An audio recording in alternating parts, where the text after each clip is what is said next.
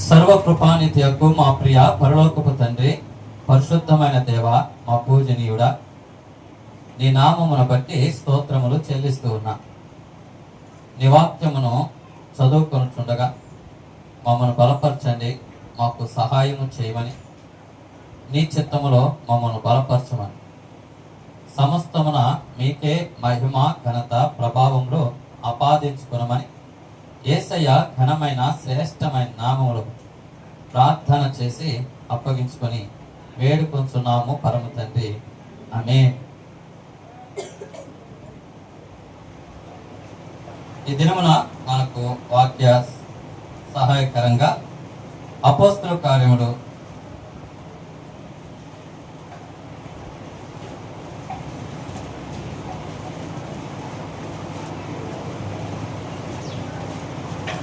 17వ అధ్యాయం 10వ వచనం, 10 నుంచి 15 వచనాలు వాక్యాన్ని చదువుతుండగా అందరూ కూడా గమనించండి. 120వ పేజీ, వెనుకత్తు నుంచి 120వ పేజీ.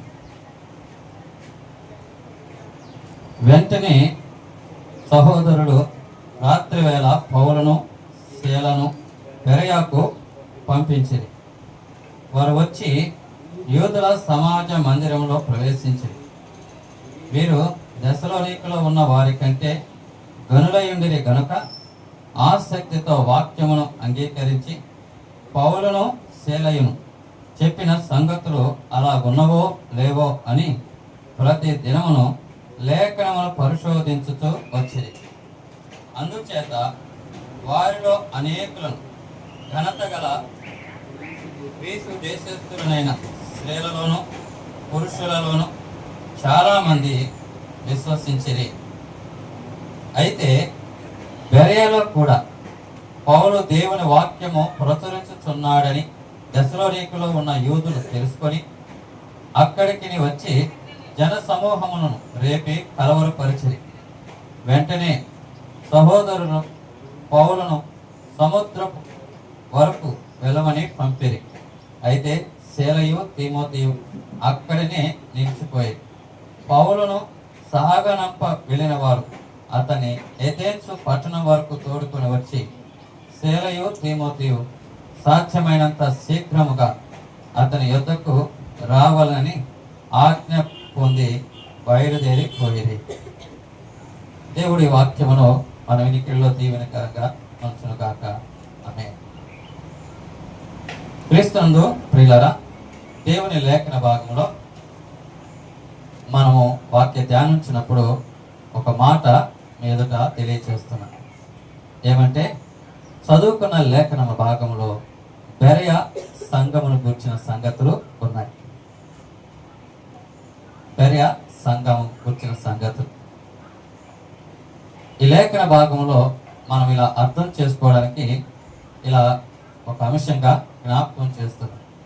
బెరయ సంఘం పరిహాసకుల పరిశోధకుల. బెరయ సంఘం పరిహాసకుల పరిశోధకుల. పరిశోధకులు అనే మాట మనం చూస్తే పరిశోధకులు చేయవలసిన విధానం వారిలో మనం చూస్తాం. వారి విషయంలో మనం చూసినప్పుడు పరిశోధకులు అని భావిస్తే వారిలో ఉండే లక్షణాలు ఏమిటి? ఒకటి, ఆసక్తితో వాక్యాన్ని వినడం.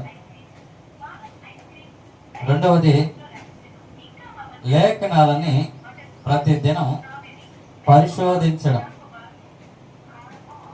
మూడవది, వారు ఆ వాక్యాన్ని అనుసరించి విశ్వాసం వచ్చిన వారుగా ఉన్నారు. విశ్వాసం వచ్చినటువంటి వాక్యాన్ని ప్రచురించినటువంటి సంఘంగా బెరయ సంఘంలో చూస్తాం. ఈ లక్షణాలు ఎవరిలో ఉంటాయంటే పరిశోధించే వారిలో ఉంటాయి. బెరయ సంఘం ఎలా ఉంది? పరిశోధించే సంఘం. కాబట్టి ఆ సంఘంలో ఏమున్నాయి? ఒకటి, ఆసక్తితో వాక్యాన్ని వినడం. రెండవది, ప్రతిదినం వాక్యాన్ని పరిశోధన చేయటం. మూడవది, విన్న వాక్యాన్ని విశ్వాసం ఉంచడం. నాలుగవది, విశ్వసించిన దాన్ని వెల్లడి చేయడం. ఇవి లేకపోతే అక్కడ ఏముంటుంది? పరిశోధన ఉండదు.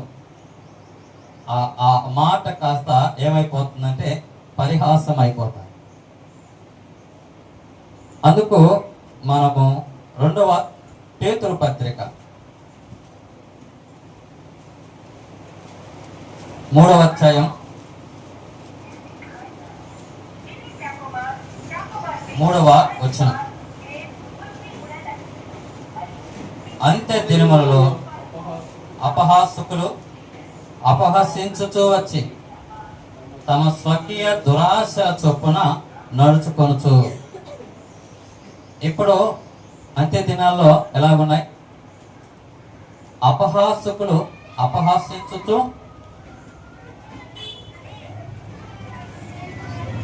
తమ స్వకీయ దురాశల చొప్పున నడుచుకుంటున్నారు. ఏ ఆలోచనలు? దురాలోచనలు. మరొకటి తమ సొంత ఇష్టానికి, సొంత ఇష్టం వచ్చినట్లుగా జరిగించడం. ఇలా జరిగించే సొంత ఇష్టానికి ఇష్టం వచ్చినట్లుగా చేసే విధానం ఎలా ఉంది? పరిహాసకులు. అలాగనే యోధ పత్రికలో కూడా మొదటి ఒక అధ్యాయంలో 18వ వచనం,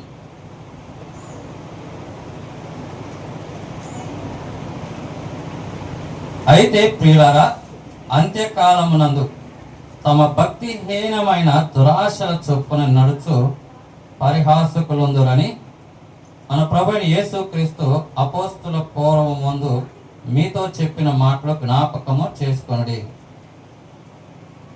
ఈ లేఖన భాగంలో అంత్యకాలమందు భక్తిహీనమైన దురాశల చొప్పున నడుచు పరిహాసకులుందురు. ఇప్పుడు బెరియా సంఘములో ఎవరున్నారు? తమ స్వకీయ దురాశల చొప్పున నడుచుకున్న వారు ఉన్నారా? భక్తిహీనమైన దురాశల చొప్పున నడుచు వారు ఉన్నారా? లేదా ముందుగా చెప్పినట్లుగా ఆసక్తి గల వాక్యం, పరిశోధించే విధానం, విశ్వాసం ఉంచేటువంటి విధానం, దేవుని వాక్యాన్ని వెల్లడి చేసే విధానం, మరి మన మధ్య ఏమున్నది? దేవుడు ఏర్పరిచిన బెరయాలో ఏముంది? ఇది మనం పరిశీలన చేసుకొని లేఖన సారముగా బెరయా సంఘం పరిశోధకులు పరిశోధించిన వారు అలాగున మనం ఉండాలని ఈ ఉద్దేశాన్ని, ఈ మాటలను జ్ఞాపకం చేస్తున్నా. మనము బెరయా సంఘం అనే పేరుతో మాత్రమే కాక ఆ పేరుకుండే లక్షణాలు, వాటిని కూడా మనము కలిగి ఉండాలి. ఆ కలిగి ఉండే వాటి లక్షణాలు ఏమున్నాయి? ఒకటి, ఆసక్తితో వాక్యాన్ని వినడం. వాక్యాన్ని ఏం చేస్తున్నారు? వినుట, అందులో ఆసక్తి. రెండవది, వాక్యాన్ని ఏం చేస్తున్నారు? పరిశోధిస్తున్నారు. వాక్యాన్ని ఏం చేస్తున్నారు? పరిశోధిస్తూ ఉన్నారు. ప్రతిదినం దేవుని వాక్యము అలా ఉందా లేదా? చెప్పే వ్యక్తి ఆనాడు అపోస్తలుడైన పౌలు, శీల ఎంత గొప్ప ప్రసంగికులు, దేవుని ఎదుట ఎంత బలంగా వాడబడిన వారు. అయినా ఈ బెరయా సంఘం ఏం చేస్తున్నారు? వాళ్ళు చెప్పుతున్నది లేఖనములో ఉందా లేదా? అలా వాక్యాన్ని పరిశోధించడం. మూడవది, వాక్యాన్ని విశ్వసించడం. దేని విశ్వసించాలి? దేని మీద విశ్వాసం? వాక్యం. వాక్యం మీద విశ్వాసం ఉంచిన వారు బెరయా సంఘస్థులు. వాక్యం అంటే మన ప్రభువే. ప్రభువు మీద విశ్వాసం ఉంచడం. అలాగనే 4, వాక్యాన్ని ఏం చేస్తున్నారు? ప్రకటిస్తున్నారు. ఏం ప్రకటిస్తున్నారు? వాక్యమే. ఇలా 4 అంశాల్లో చూస్తే ఆ కామన్గా అన్నిట్లో ఉన్నటువంటి మాట ఏంటంటే వాక్యం, దేవుని వాక్యం. బెరయా సంఘము వాక్యమును విశేషతనుగా చూస్తున్నాం. కాబట్టి బెరయా సంఘము దేని మీద కట్టబడుతుంది? వాక్యము మీద. అందును బట్టి బెరయా సంఘం యొక్క విధానాల్లో మనం చూస్తే వాక్యమైన ప్రభు. బెరయా సంఘానికి మూలరాయి ఎవరు? మన ప్రభువే. ఆ సంఘానికి మూలరాయి ఎవరు? ప్రభువే. ఎందుకు ఈ మాట అంటున్నామంటే చాలా చోట్ల ప్రారంభం ప్రభువుతో ప్రారంభించి రాను రాను ప్రభు స్థానాన్ని మనుషులు తీసుకొని మనుషులని మధ్యలో పెట్టేటువంటి విషయాలు చాలా చోట్ల చూస్తాం. కానీ వాక్యానుసారమైన సంఘమందు మూలరాయి ప్రభువే. బెరయా సంఘము దేని మీద కట్టబడుతుందంటే అపోస్తులు వేసిన పునాది మీద. మనము కొత్తగా పునాదులు తీయాల్సిన విధానం లేదు. ఆల్రెడీ దేవుడు తన కృప చేత అపోస్తులు ఏం చేశారు? పునాది వేశారు. ఆ పునాది మీద మనం ఏం చేయాలా? కట్టాలి. దేవుడిచ్చినటువంటి వాక్యానుసారంగా కట్టబడాలి. మరి అపోస్తులు పునాదిలో 4 అంశాలు, ఇవి మనం బాగుగా ఎరగాలి. అపోస్తులు వేసిన పునాదిలో 4 అంశాలు. ఒకటి అపోస్తుల బోధ, రెండవది రొట్టె విరుచుట, మూడవది సహవాసం, నాలుగవది ప్రార్థన.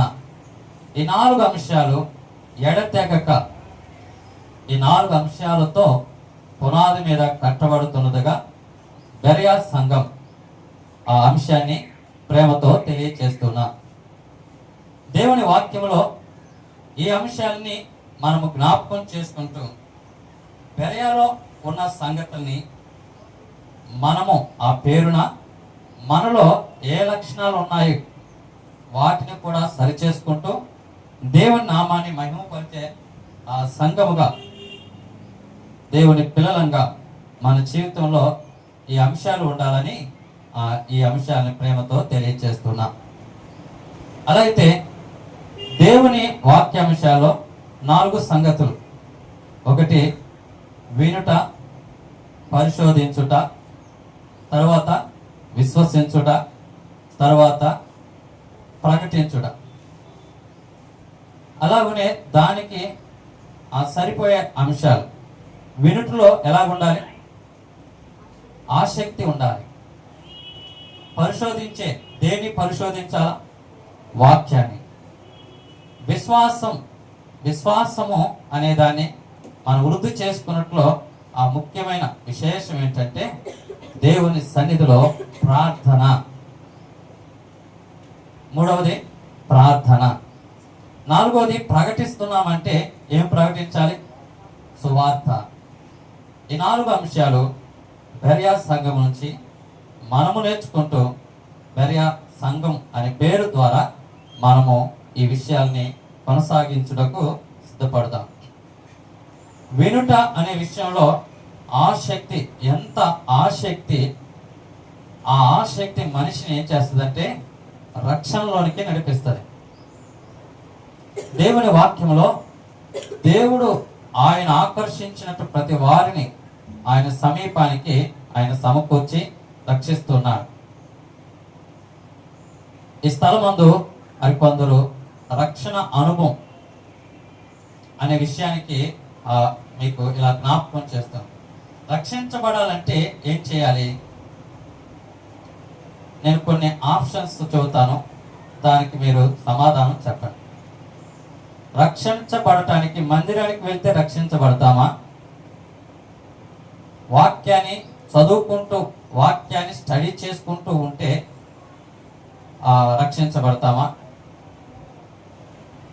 సంఘ క్రమకూడికల్లో మనం నిష్టగా మనకంటూ మన పద్ధతులను బట్టి దేవుని పిల్లలు అనిపించుకోవాలన్న ఉద్దేశంతో జీవించే జీవితాన్ని బట్టి రక్షించబడతామా?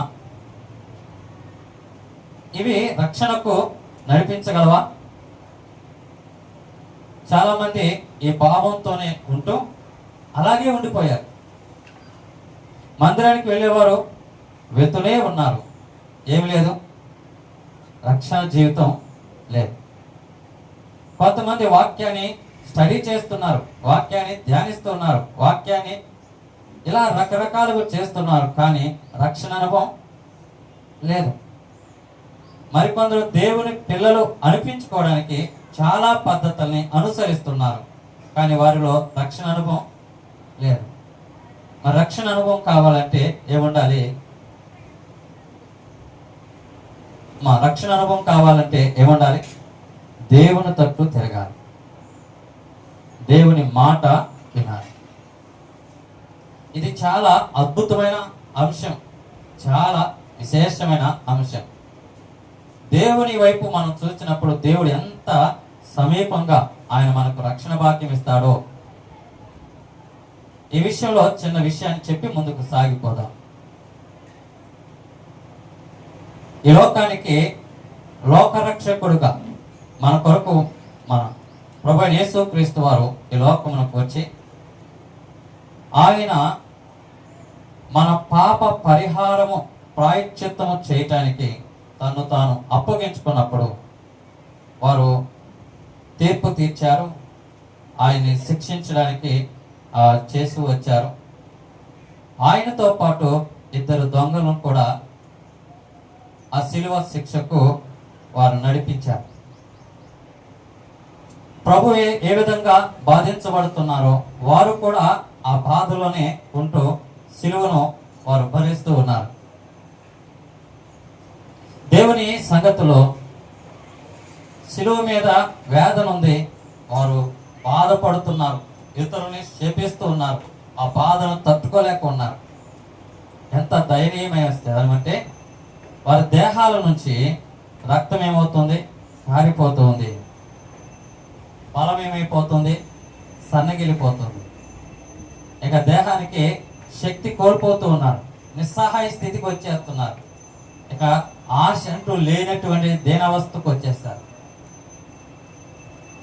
అందులో కూడా ఉండి మధ్యలో ఉన్న ప్రభుని దూషిస్తూ ఉన్న అంశంలో ప్రభు వారి కంటే మరి ఎక్కువగా వారు మన నిమిత్తము ఆయన బాధించబడి ఆ శ్రమల్లో ఆ వేదనలో ఆయన పలికిన మాట ఏంటి? తండ్రి, వీరేమి చేస్తున్నారో వీరెరుగరు. ఈ మాట్లాడినటువంటి వ్యక్తిని ఈ సిలువలో ఒక దొంగ ఏం చేస్తున్నాడు? ఆయన నిదానించి చూడటం ప్రారంభించాడు. ఆ మాట పలికిన వ్యక్తిని చూడటం, ఆ మాట పలకడంలో ఆయన హృదయాన్ని కదిలించింది. నేను ఇంత వేదనకరమైన శిక్షలో ఉండి ఆయన అంటున్న మాట మరొక వ్యక్తి మాట్లాడుతుంటే మనము ఇది చేసాం కాబట్టి మనకి ఇది న్యాయమే. కానీ ఈయనేమంటున్నాడంటే ఆయన దేవుడు, ఆయన నీతిమంతుడు అనే మాట చెప్పడానికి ఆయన జీవితంలో ఆ మాటను విని ఆ సిలువలో ఉండగా, ఆ వేదనలో ఉండగా, ఆ బలహీనతలో ఉండగా ఆయన ఎవరిని చూస్తాడంటే ప్రభువైన యేసు క్రీస్తును చూస్తూ ఉన్నాడు. ఆ సిలువ పైన ఆయన తలపైగా ఉన్నటువంటి మాట ఏంటంటే ఆయన రాజు. ఆయన మీద మోపిన నేరం ఏంటి? యూదుల రాజు. వీరిపైన ఆ తలపై రాసినవి ఎన్నో ఉన్నాయి, కానీ ఈయన ఏం చూస్తున్నాడు? ఆయన రాజు. ఆ రాజును చూశాడు, ప్రభువును చూశాడు, ఆ ప్రభు యొక్క మాటను విన్నాడు. ఆ మాట విని ఆయన హృదయం ఏం చేస్తుందంటే వెంటనే ప్రభు తట్టు ఒక చిన్న కోరిక. ఏంటి ఆ కోరిక? యేసు,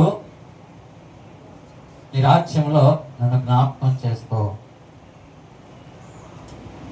ఆ ఒక్క మాట ఆయన ఏం చేసింది? ప్రభుతో పాటు పరదేశునికి చేర్చబడ్డాడు. నేనే నాతో పాటు పరదేశం. ఈ మాట మాట్లాడిన క్షణం ఆయన హృదయం ఎంత సంతోషం,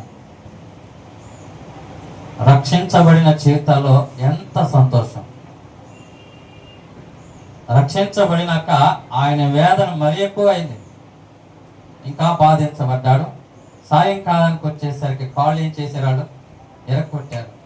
కానీ ఆయనకి ఇక చింత లేదు.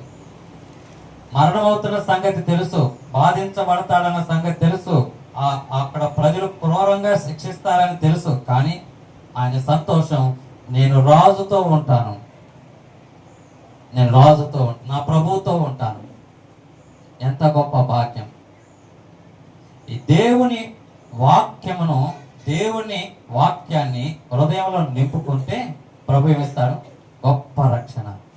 ఇప్పుడైనా యేసు ప్రభు తట్టు తిరిగి ఆయన వైపున చూచి నీ పాపములు ఒప్పి ఆయన ఎదుట ఆయన రాజ్యమందు నిలిచి ఉండటానికి గొప్ప ఒప్పుదల నువ్వు కలిగి ఉంటే నువ్వు రక్షించబడతావు, నువ్వు గొప్ప ధన్యురాలు అవుతావు, గొప్ప ధన్యుడు అవుతావు. ఇలాగున వినుటలో ఏముండాలి? ఆసక్తి. ఈ ఆసక్తి గొప్ప రక్షణ అనుభవంలో గొప్ప సంతోషాన్ని దేవుడు మనకిస్తాడు.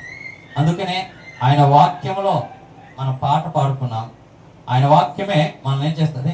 బ్రతికిస్తుంది, బాధల్లో నెమ్మదిస్తుంది ఆయన వాక్యమే. కాబట్టి ఈ వాక్యాన్ని ఎలాగా వినాలి? ఎలా వినాలి? ఆసక్తితో. ఎవరు ఎంతగా పాత నిబంధనలో చూస్తాము, ఇశ్రాయేలు ప్రజలు అరణ్య యాత్రలో అక్కడ చాలా మంది అవిధేయతను బట్టి పాము కాటు చేత చనిపోతుంటే వారి మొరకు దేవుడు ఒక ఇత్తడి సర్పాన్ని నిలబెట్టినప్పుడు ఎవరైతే నిదానించి చూస్తారో వారు ఏమయ్యారు? బ్రతికారు. యేసు ప్రభువుని గురించినటువంటి మాటలు నిదానించి ఆయన గురించి ఎరిగి ఆయన గురించి తెలుసుకొని ఆయన చూచిన వారికి ఏముంది? గొప్ప రక్షణ. ఆసక్తితో వినుట గొప్ప రక్షణ. కాబట్టి ఇలాంటి రక్షణ అనుభవం గుండా మనము మన ఆత్మీయ జీవితాన్ని ప్రారంభించాలి. ఇంకా ఎవరైనా ఇలాంటి అనుభవం లేనట్లయితే ఇది అనుకూల సమయం. మన దినాలు మన చేతులు లేవన్న విషయాన్ని ఎరిగి ప్రభువునందు సంతోషించే గొప్ప రక్షణ అనుభవం పొందుకోవాలని ఈ మాటలు తెలియజేస్తున్నాం. ఆ తరువాత రక్షించబడిన మనము దేవుని పిల్లలముగా వ్యక్తిగతంగా ప్రభుతో దగ్గరగా వచ్చిన మనము మన ఎదుగుదలకి ఏమవసరం? దేవునిలో ఎదగాలంటే వాక్యం అనే పాల చేత బిడ్డలని ఏం చేస్తాం? వారి ఎదుగుదలకి పాల చేత వారు ఏం చేస్తాం? ఎదుగుదల చూస్తాం. మరి నా ఎదుగుదలకు ఏముండాలి? వాక్యము. చాలా మంది జీవితాల్లో ప్రారంభం ఎక్కడుంటారో 10 సంవత్సరాలైనా అక్కడే ఉంటారు. ఎదుగు పొదుగు లేనటువంటి విధానంలో ఉండటానికి కారణం ఏంటి? వాక్యము లేదు, జీవము లేదు. కాబట్టి మనము వాక్యాన్ని ధ్యానించాలి. వాక్యాన్ని, ఈ మాట అనేక వాక్యాలు రెఫరెన్స్లో మనం చూసినప్పుడు పరిశోధించడం, వాస్తవానికి పరిశోధన అనే అంశం ఎక్కడ చూసినా దేవునికే సరిపోతుంది. దేవుడు ఏం చేస్తున్నాడు? పరిశోధిస్తున్నాడు. దేవుడు ఏం చేస్తున్నాడు? పరిశోధిస్తున్నాడు. నిన్ను పరిశోధిస్తున్నాడు, కలిగిన వాటిని పరిశోధిస్తున్నాడు. అన్నిటిలో ప్రభువుని గురించి, దేవుని గురించి చెప్పబడ్డ ఆ తత్వం ఆయన పిల్లలంగా మనకి ఆ భాగ్యాన్ని ఇచ్చాడు. ఎవరైతే ఇలా చెప్పుకుందాం, దేవుడు ఏం చేస్తున్నాడు? ఆయన పరిశోధిస్తున్నాడు. బెరయా సంఘస్థులు ఏం చేస్తున్నారు? వాక్యాన్ని పరిశోధిస్తున్నారు. వాక్యాన్ని పరిశోధించేటప్పుడు ఇలా చెప్పుకోవచ్చు, వాక్యాన్ని అద్దంతో పోల్చబడుతుంది.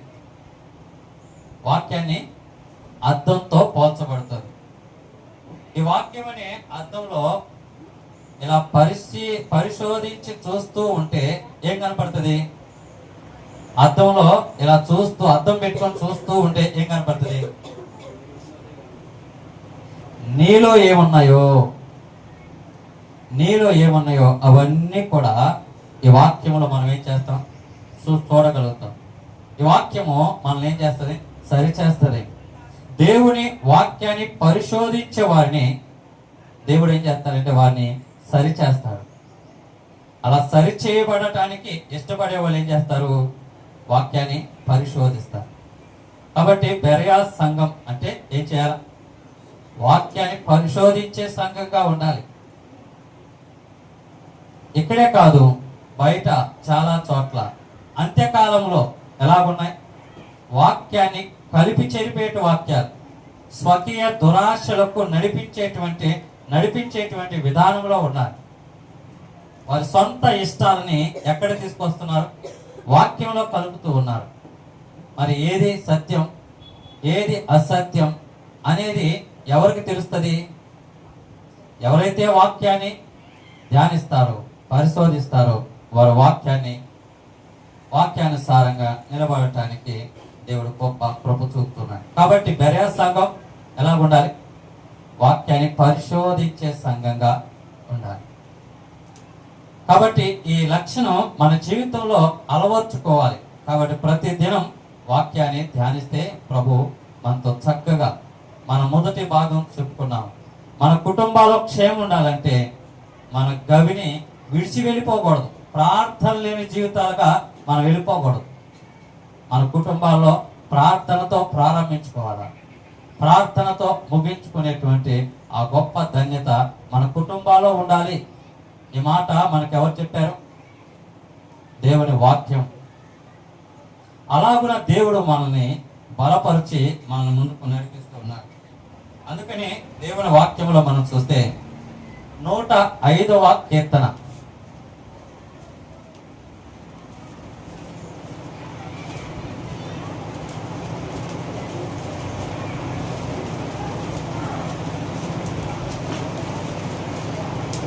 నూట 5వ కీర్తన 19వ వచనంలో, అతడు చెప్పిన సంగతి నెరవేరే వరకు యెహోవా వాక్కు అతన్ని పరిశోధించుచుండెను. యెహోవా వాక్కు అతన్ని ఏం చేస్తుంది? పరిశోధించుచుండెను. నువ్వు వాక్యాన్ని పరిశోధిస్తూ ఉంటే వాక్యము నిన్నేం చేస్తుంది? నువ్వు వాక్యాన్ని పరిశోధిస్తూ ఉంటే వాక్యము నిన్నేం చేస్తుంది? పరిశోధిస్తుంది.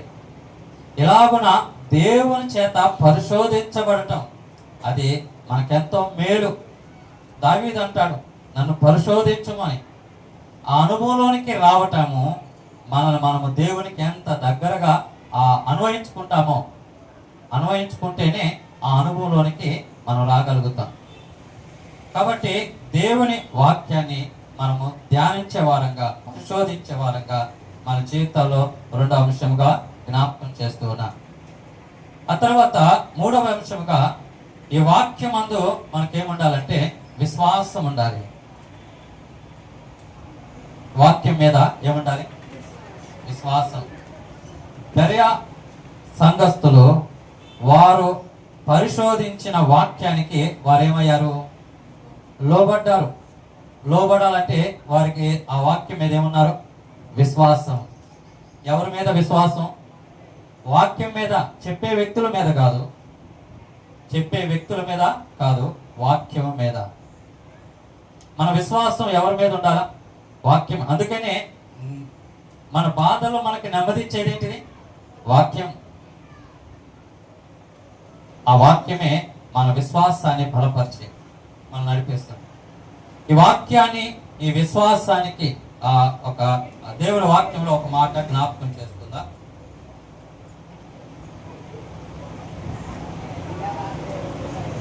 దేవుని లేఖన భాగంలో మనం చూసినప్పుడు యోహాను సువార్త 13వ అధ్యాయం 23వ వచనం.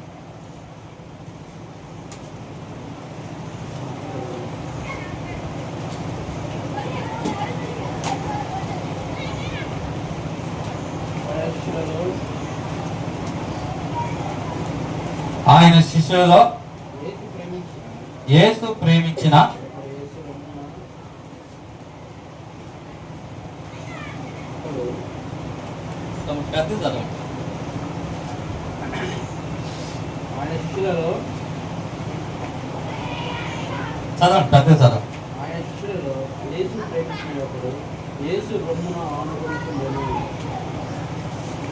యేసు ప్రేమించిన శిష్యుడు ఆయన ప్రభు యొక్క రొమ్మున ఏం చేస్తున్నాడు? ఆనుకొనుట. ఈ ఆనుకొనుట అనే మాటకి మనం అర్థం అవునట్లుగా యెషయా గ్రంథము 26వ అధ్యాయం 3వ వచనం. యెషయా గ్రంథము 26వ అధ్యాయం 3వ వచనం. ఎవని మనసు నీ మీద ఆనుకొనునో వానిని నీవు పూర్ణ శాంతి గలవానిగా కాపాడుదువు. ఏలయనగా అతడు నీ యందు విశ్వాసముంచి ఉన్నాడు. ఎవరు దేవుని మీద విశ్వాసం ఉంచేది?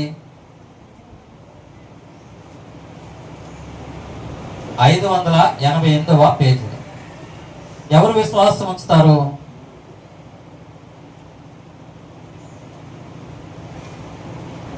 ఎవరు విశ్వాసం ఉంచుతారు?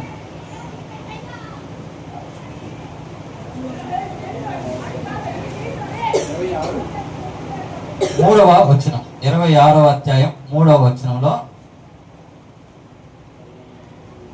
ఎవని మనసు నీ మీద ఆనుకునునో వానిని నీవు పూర్ణ శాంతి గలవానిగా కాపాడుదు. ఏలయనగా అతడు నీ యందు విశ్వాసముంచి ఉన్నాడు. ఎవరు విశ్వాసం ఉంచుతారు?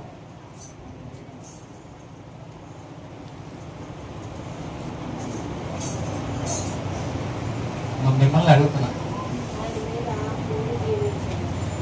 దేవుడు వాక్యం చెబుతుందంటే ఎవని మనస్సు ఆయనను ఆనుకుంటుందో వారు విశ్వాసముంచి ఉన్నారు. ఇప్పుడు విశ్వాసులంగా పిలువబడుతాం. మనము విశ్వాసులం అని చెప్పాలంటే ఏంటి ఆధారం? ఎవని అంటే అందులో ఎవరు వస్తారు? అందరూ వస్తారా? ఎవరైతే ఆయన మన మనసు ఆయన ఆనుకుంటుందో వారు విశ్వసించబడే విశ్వాసులుగా పిలువబడతారు. అంటే ఈ విశ్వాసానికి ఏముండాలి? మన మనసు దేవునికి ఎలా ఉండాలి? ఆనుకోవడం. ఒక వ్యక్తి ఇందాక చెప్పుకున్నాం, ఒక వ్యక్తి మరొక వ్యక్తి ఆనుకుంటే ఎక్కడుంటే ఆనుకుంటారు? ఒకరు ఆనుకునే ఆ మాట చెప్పాలంటే ఎక్కడ ఒక 100 మైళ్ళు ఉంటే ఆనుకున్నాను చెబుతారా? లేదా 10 మీటర్లు ఉంటే ఆనుకున్నానని చెబుతారా? ఆ మాట చెప్పాలంటే ఎలా ఉండాలి? వాళ్ళు ఎలా ఉండాలి? ఎంత దగ్గరగా ఉండాలో ఆనుకొనటం. ఇప్పుడు మనము విశ్వాస జీవితం కలిగి ఉండాలంటే, కలిగి ఉన్నామని చెప్పాలంటే మనం ఎవరిని ఆనుకోవాలి? ప్రభువుని ఆనుకోవాలి. అయితే ప్రభువును ఆనుకోవడానికి వ్యక్తులుగా ప్రభువును ఆనుకున్నట్టుగా ఆనుకుంటే అవుతుందా? ఈనాడు ఆనుకోవడానికి విగ్రహం చేసుకొని దాన్ని ఆనుకుంటే నేను దేవుని ఆనుకున్నాను అనుకుంటే సరిపోద్దా? వాక్యం ఏం చెబుతుంది? మన మనస్సు దేవుణ్ణి ఏం చేయాలా? ఆనుకోవాలి. అంటే మన మనస్సు దేవుని మీద ఎంత సమీపంగా ఉంటే అంతగా మన విశ్వాసాన్ని వృద్ధి చెందుతాం. అందుకనే యోహాను సువార్తలో మనం చదువుకున్నాం, యేసు ప్రేమించిన శిష్యుడు ప్రభు రొమ్మున ఏం చేస్తున్నాడు? ఆనుకుంటున్నాడు. దేవుని సేవకులు మాట్లాడిన విషయంలో ప్రభు రొమ్మున ఆయన శిష్యుడు ఏం చేస్తున్నాడు? ఆనుకుంటున్నాడు. దేవుని వాక్యంలో దావీదుని గురించి ఏముంటది? దావీదు నా హృదయానుసారం. హృదయం ఎక్కడ ఉంటది? ఎక్కడ? ఇప్పుడు శిష్యుడు ఎక్కడ అనుకున్నాడు? ప్రభు యొక్క హృదయానికి దగ్గరగా వచ్చాడు. ప్రభు యొక్క హృదయానికి దగ్గరగా వచ్చాడు. ప్రభు యొక్క మనసుకు దగ్గరగా వచ్చాడు. విశ్వాసం కలిగినటువంటి వ్యక్తులు ఎవరికి దగ్గరగా వెళ్తారు? ప్రభువుకు దగ్గరగా, ప్రభు మనసుకు దగ్గరగా. అలా దగ్గరగా నడిపించేటువంటి ఆయుధం, అలా నడిపించగలిగినటువంటి విశేషం ఏంటిది? ప్రార్థన. ప్రార్థన జీవితం మన దేవునికి దగ్గరగా, ఆయన మనసుకు దగ్గరగా, ఆయన హృదయానికి దగ్గరగా. బెరియా సంఘంలో ఏముంది? ప్రార్థన. ఆ ప్రార్థన విశ్వాస జీవితాన్ని చూపుతుంది. వారు ఎవరికి దగ్గరగా ఉన్నారు? ప్రభువుకి దగ్గరగా. వారి మనసు ప్రభువుకి ఆనుకొని ఉంది. అందుకని ఆనుకునేటువంటి అనుభవం కలిగినటువంటి ఈ యోహాన్ని ప్రభు మాట్లాడుతున్నటువంటి విషయంలో, మీలో ఒకడు నన్ను అప్పగిస్తాడు అని మాట్లాడాడు. ఈ మాట మరి ఎవరు అనేది ఎవరికి తెలియలే. అప్పుడు ఎదురుగా ఉన్నటువంటి సీమోను పేతురు ఆయన సైకిల్ చేస్తున్నారు, ఎవరు ఎవరు ఎవరికి సైకిల్ చేస్తున్నాడు? యోహానుకు సైకిల్ చేస్తున్నాడు. ఎందుకు యోహానుకి సైకిల్ చేస్తున్నాడు? దేవునికి దగ్గరగా ఉన్నాడు కాబట్టి దేవుని సంగతులు ఆయనకి తెలుస్తాయని ఆయన ఏం చేస్తున్నాడు? అడుగుతున్నాడు. ఇప్పుడు దేవుని సంగతులు తెలియాలంటే ఎవరికి తెలుస్తాయి? దేవునికి దగ్గరగా ఉన్న వారికి, దేవునికి తమ మనసు దేవుని ఆనుకునే వారికి ఆ విషయాలు తెలుస్తాయి. అందుకని లేఖనంలో ఆయన ఆశ్రయించేవారు సమస్తమును గ్రహించెదరు అని. దేవుణ్ణి ఆశ్రయించే వారికి అన్నిటిని ఏం చేయగలుగుతున్నారు? గ్రహించగలుగుతున్నారు. ఆయన ఆశ్రయిస్తే దేవుని మనసేంటో తెలుస్తుంది. ఇప్పుడు ప్రభు చెప్పే గొప్ప సంగతి, బెరియా సంఘము వారి మనసు ప్రభుతో ఆనుకుంటున్నప్పుడు ప్రభు ఏం సెలవిచ్చాడు? ఆ విషయాలు వారు జరిగిస్తూ వచ్చారు. మూడోది, ప్రభు యందు విశ్వాసం ఉంచడం ద్వారా ప్రభు ఏం చెప్పాడో ఆ విషయాలు వారు ఎరిగారు. ప్రభు ఏం చెప్పాడు? నీకు నాకు ప్రభు ఏం చెప్పాడు? ఏం చేయమన్నాడు? దేవుని పిల్లలముగా విశ్వాస జీవితం ఎదుగుతున్న మనకి ప్రభు ఏం చెప్పాడు? ఈ విషయాలే మన ముందుగా మన బావగారు ప్రభు ఏం చెప్పాడంటే, ఒకటి, మీరు సర్వలోకానికి వెళ్ళి సర్వ సృష్టికి సువార్తను ప్రకటించుడి. ప్రభు ఏం చెప్పాడు? సర్వలోకానికి వెళ్ళి సర్వ సృష్టికి నువ్వేం చేయాలా? సువార్తను ప్రకటించాలి. ఎప్పుడు సువార్త ప్రకటించాలి? ఈ ఆర్డర్ ఉంది. ఒకటి, వాక్యాన్ని విని రక్షణ పొందిన అనుభవం. రెండోది, వాక్యాన్ని పరిశోధించి వాక్యాన్ని ధ్యానించే అనుభవం. మూడోది, విశ్వాసంలో ఎదిగి ఆత్మలో బలము పొందిన అనుభవం. ఈ అనుభవంతో నువ్వేం చేయాలి? నువ్వు ఆత్మ బలం కలిగి ఉంటే మరొకరిని ఏం చేయగలుగుతావు? నువ్వు వెలిగించబడితే మరొకరిని ఏం చేయగలుగుతావు? వెలిగించబడతావు. మనం ఆరిపోయిన క్యాండిల్ లాగా ఉండి వెలిగించబడాలంటే అవుతుందా? ఆరిపోయిన క్యాండిల్ వెళ్ళి వెలిగిస్తానంటే అవుతుందా?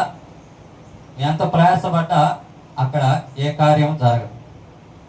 కాబట్టి బెరియా సంఘం ఏం చేస్తున్నారు? ముందు రక్షణ అనుభవం, తర్వాత వాక్యముల అనుభవం, తర్వాత ప్రార్థనల అనుభవం. ఈ అనుభవాల్ని వారు ఏం చేస్తున్నారు? ప్రకటిస్తున్నారు. కాబట్టి దేవుని మాట చొప్పున వారు ఏం చేస్తున్నారు? సర్వ సృష్టికి సువార్తను ప్రకటిస్తున్నారు. ఆ తర్వాత ప్రభు చెప్పిన మాట ఏంటి? మత్తయి సువార్తలో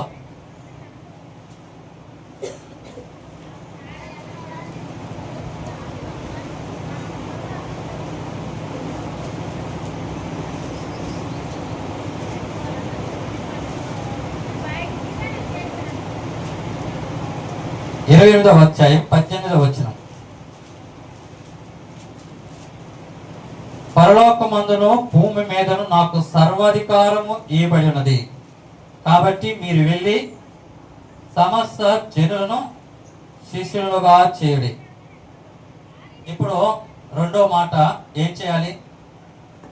సమస్త జనులను ఏం చేయాలి? శిష్యులుగా చేయాలి. ఎవరికి శిష్యులుగా చేయాలి?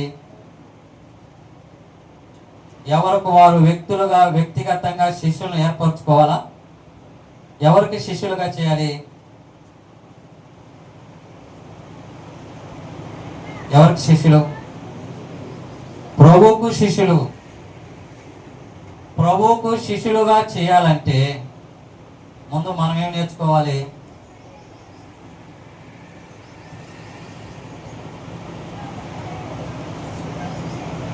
ఒక గురువు గారు పాఠాలు నేర్పాలంటే ముందు ఆయన ఏం చేసుకోవాలి? ఆయన నేర్చుకుంటేనే కదా తర్వాత గురువు గారు అయ్యేది. ఇప్పుడు నువ్వు శిష్యులుగా చేయాలంటే ముందు ప్రభువుకు నువ్వు ఎలాగుండాలి? నువ్వు శిష్యత్వం నీకు లేకుండా మరొకరు శిష్యులుగా చేయాలంటే అది ఎలా ఉంటుందంటే, ఆ నేర్చుకునేవానికి చెప్పేవానికి పొంతనే ఉండదు. ఇద్దరు ఒక్క రీతిగా ఉండాలంటే వాక్యానికి కట్టుబడి ఉంటే చెప్పే వ్యక్తికి నేర్చుకునే వ్యక్తికి చక్కని సంబంధాలు ఉంటాయి. కాబట్టి ఇప్పుడు ప్రభు చెప్పే మాట ఏంటి? మీరు వెళ్ళి సమస్త జనులను శిష్యులుగా చేయండి. ఆ తర్వాత తండ్రి యొక్కయు కుమారుని యొక్కయు పరిశుద్ధాత్మ యొక్క నామములోనికి వారికి బాప్తీసం ఇచ్చుతూ, ఆ తర్వాత నేను మీకు ఏ ఏ సంగతులు ఆజ్ఞాపించుతునో వాటన్నిటిని గైకొనవలెనని వారికి బోధించుడి. వాక్యాన్ని ఏం చేయాలా? బోధించి అన్ని విషయాలు గైకొనాలని, మంచి మార్గంలో నడవాలని, దేవుని చిత్తంలో సాగాలని మనం ఏం చేయాలా? వారికి నేర్పగలిగిన వారమై ఉండాలి. ఈ విషయాల్లో మనకు సహాయం ఎవరు చేస్తారు? ఎవరు వచ్చి మనకు సహాయకరంగా ఉంటారు? ఈ పని చేయాలంటే మనకు ఎవరు సహాయం చేస్తారు? సువార్త ప్రకటించడానికి ఎవరు వచ్చి మనకు సహాయం చేస్తారు? శిష్యులుగా చేయడానికి ఎవరు వచ్చి మనకు సహాయం చేస్తారు? లేదా బాప్తిజం ఇచ్చుటలో ఎవరు మనకు సహాయం చేస్తారు? దేవుని సంగతులు తెలియజేయడంలో ఎవరు మనకు సహాయం చేస్తారు? దేవుని వాక్యం ఏం చెబుతుందంటే, ఇదిగో నేను యుగ సమాప్తి వరకు సదాకాలము మీతో కూడా ఉన్నానని వారితో చెప్పాడు. ఎవరుంటారు మనకు తోడు? దేవుడు. ప్రభు మనకు సహాయకుడు, ప్రభు మనకు తోడు, సదాకాలం ఆయన మన బలపరచువాడు. కాబట్టి దేవుని పని బెరియా సంఘం ఇప్పుడు ఏం చేస్తున్నారు? దేవుని పని చేస్తున్నారు. దేవుని పని 4 అంశాల్లో చూసాం. ఒకటి, వాక్యాన్ని ఏం చేస్తున్నారు?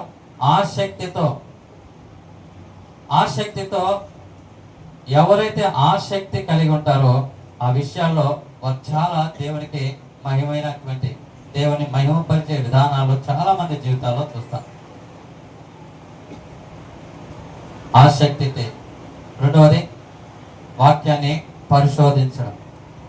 మూడవది, వాక్యాన్ని విశ్వసించడం.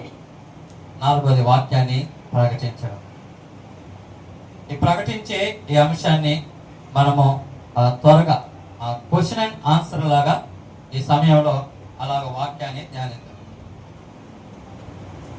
నేను మీకు ఆ విషయాలు చెబుతాను, వీలైనంత మటుకు తెలియచేసి ఈ సమయంలో వాక్యాన్ని ముగించుతాం. దేవుని వాక్యంలో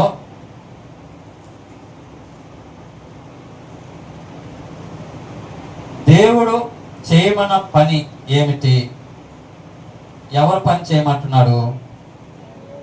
దేవుని పని, క్రీస్తు పని. అవునా? ఎవరి పని? దేవుని పని. దేవుని పని కాక మనం ఏ పని చేస్తుంటాము? ఫిలిప్పీయులకు రాసిన పత్రికలో 2వ అధ్యాయం 21వ వచనం. ఇప్పుడు పనిలో భాగంగా మనం ఎలాగున్నాము అనే అంశాన్ని మన ఈ లేఖన భాగం ద్వారా జ్ఞాపకం చేస్తున్నాం.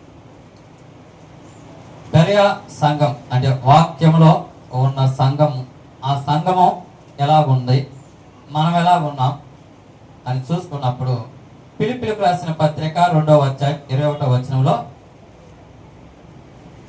అందరూ తమ సొంత కార్యములను చూసుకుంటున్నారు కానీ యేసు క్రీస్తు కార్యములను చూడరు.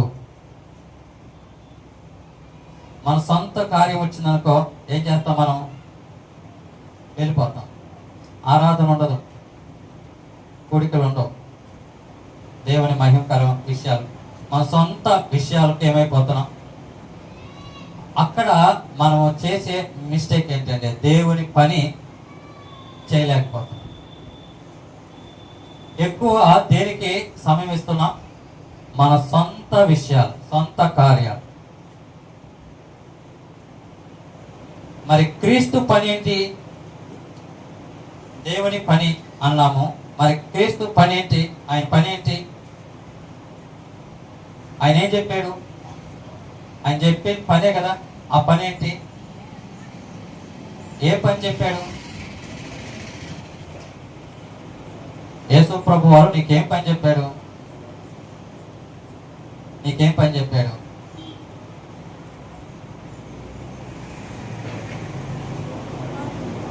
సర్వలోకానికి వెళ్ళి సర్వ సృష్టికి సువార్త ప్రకటించాడు. ఎంతమంది చెప్పాడు ఈ మాట? ఆయన కలిగిన వారందరి యొక్క పనిది. ఆయన కలిగిన వారందరి యొక్క పని. కాబట్టి పని ఏంటంటే సువార్త. ఆ మాటలే మనం ఇప్పుడు చదువుకున్నాం. సువార్త ప్రకటించడం, ప్రభువుకి శిష్యులుగా చేయడం, తర్వాత బాప్తిస్మం ద్వారా సంఘంలో చేర్చబడటం, ప్రతి సంగతిని సంఘమందు నేర్చుకోవడం. ఆ తర్వాత ఈ క్రీస్తు పనిలో ఎవరు మనకు తోడు అంటే మన ప్రభువే. ఆయన సదాకాలం మనతో ఉన్నాడు. ఈ పని ఎలా చేయగలుగుతాం? ఈ పని చేయాలంటే దేన్ని బట్టి ఎలా చేయగలుగుతాం? ఎవరిని బట్టి చేయగలుగుతాం? ఈ పని చేయాలంటే ఎవరిని బట్టి చేయగలుగుతాం? దేవుని వాక్యం చెప్తున్న మాట ఫిలిప్పీయులకు రాసిన పత్రిక 4వ అధ్యాయం 13వ వచనం. నన్ను బలపరచువాని అంటే నేను సమస్తము చేయగలను. నీవు నేను చేయటానికి మనం ఎంత సాహసం చేసినా ఆ విషయంలో మనం సక్సెస్ కాలేము. మనము జయించాలంటే మన సహాయము మన ప్రభువై ఉండాలి. ప్రభు బలపరిస్తే మనం ఏం చేయగలుగుతాం. కాబట్టి మనం బలపరచువాని అంటే మనము ఆ పని చేయగలుగుతాం. ఈ పని మన ముందు ఎంత పని ఉంది? ఈ సువార్త పని అన్న కదా, అది ఎంత ఉంది? సపోజ్ మనం ఎంత పని అని చెప్పగలుగుతాం? మన ముందు ఎంత పని ఉంది? దేవుడి వాక్యంలో చూస్తే మత్తయి సువార్త 9వ అధ్యాయం 38వ వచనంలో కోత విస్తారముగా ఉన్నది. ఇప్పుడు సువార్త పని ఎంత ఉంది? విస్తారంగా ఉంది. అంటే ఎంత ఎక్కువగా ఉందో? ఈ సువార్త పని కొద్దిగా ఉందా, ఎక్కువగా ఉందా? ఎక్కువగా ఉంది. మరి ఈ పని, ఈ సువార్త పనికి సమయం ఎంత ఉంది? పని ఎక్కువ ఉంది. మరి దానికి పని సమయం ఎంత ఉంది? టైం ఎంత ఉంది? మనకి టైం ఎంత ఉంది? దేవుని వాక్యంలో మనం చూస్తాం. మత్తయి సువార్త 20వ అధ్యాయం మొదటి 8 వచనాల్లో చూస్తే డేలో మనము పని ఎంతకాలం ఎప్పుడు చేస్తాం? పని చేయాలంటే ఎప్పుడు చేస్తాము? పగలున్నంత వరకు చేస్తాం. పగలున్నంత వరకు ఏం చేయాలా? పని చేస్తాం. ఇప్పుడు సూర్యుడు అస్తమించే సమయం ఎప్పుడు అస్తమిస్తాడు? సాయంకాలమే. అది ఏ టైం అవుతుంది? సుమారుగా 6 అనుకున్నాం. 6 గంటలకి పగలైపోద్ది. ఇప్పుడు మనం ఎక్కడున్నామని వాక్యం చెబుతుందంటే 5 గంటల సమయంలో సువార్త పని చేయడానికి వెళ్ళాం.